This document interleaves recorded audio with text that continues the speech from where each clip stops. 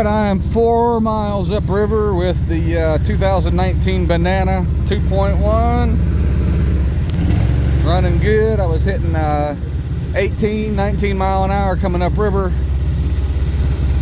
Typically held 16 to 18.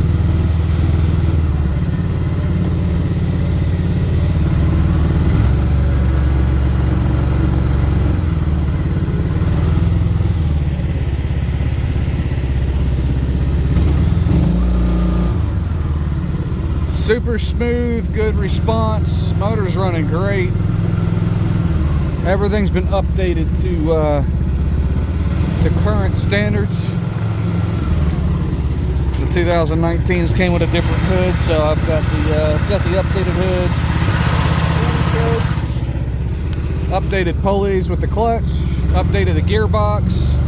It's got my pump rebuilt with the latest needle thrust bearing design. Got the flex ring, my pump guard, cable control conversion kit, my ignition control box. It replaces all the factory wiring that was a problem, and we have the quick release windshield.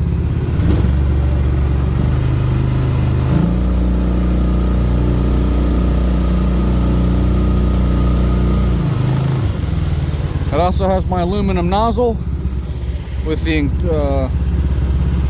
nozzle choke built in, so you have much better slow speed authority on the steering.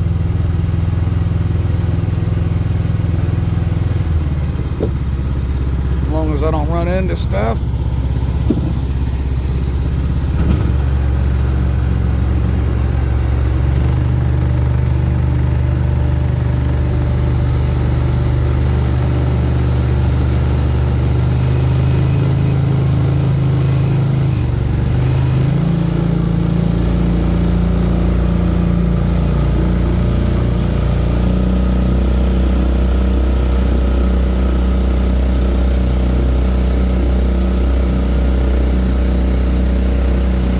Basically just sitting here doing donuts in a circle.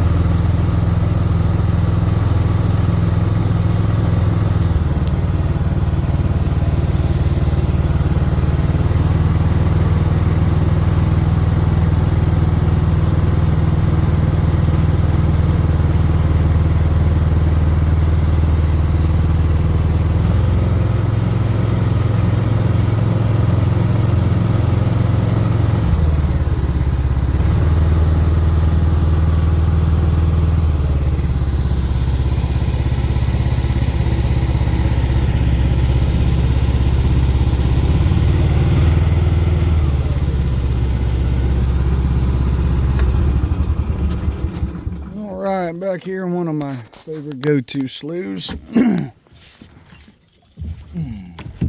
Haven't seen any gators this morning, which I'm kind of surprised because it's cool out, and usually they'd be on the bank sunning. But we'll pop the hood here and show everybody all the goodies. So you got the clutch, no battery there anymore. You have plenty of room to get your hands in there to get the motor mount. Now we have a bigger lithium battery over here. It's easy to access. Converted everything to a manual fuel pump, so no more problematic. Well, this had a vacuum fuel pump. It was just mounted over right in that area, and it was using the crankcase port. Kind of can't see it with the way this thing's angled right there, which was a problem. It wasn't a strong enough pulse, and it would contaminate the fuel pump with oil. So we have a nice clean pulse line coming off the intake port. Got my muffler on here. Got rid of the pull start, and I made the easy bolts to take the plenum off should you need to use it. It's a lot easier to use. All right.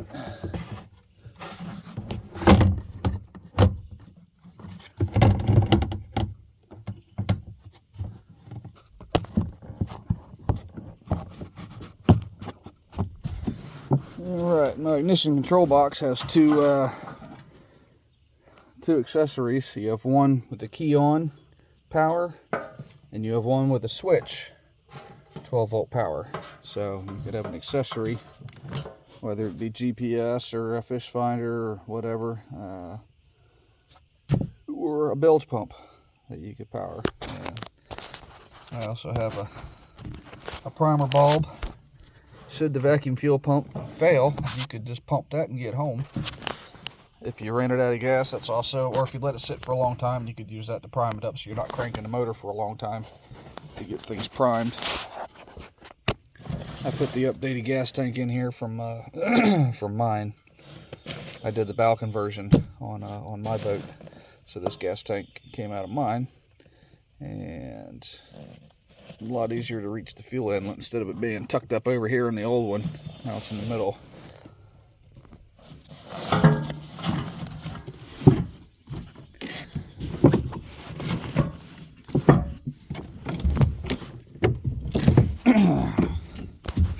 On the throttle, you have your tension knob, so you can just set your throttle and have cruise control.